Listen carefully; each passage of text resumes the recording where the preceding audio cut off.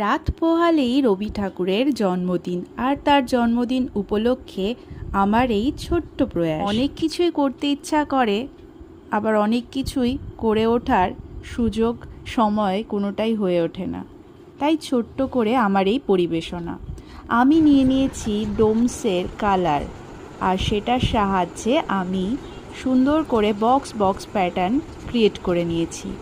এরপর এই রঙগুলো শুকিয়ে যাওয়ার পর নিয়ে নিয়েছি একটা ব্ল্যাক কালারের স্কেচ পেন, আর সেটা দিয়েই আমি এঁকে ফেলেছি কবিগুরু রবীন্দ্রনাথ ঠাকুরকে।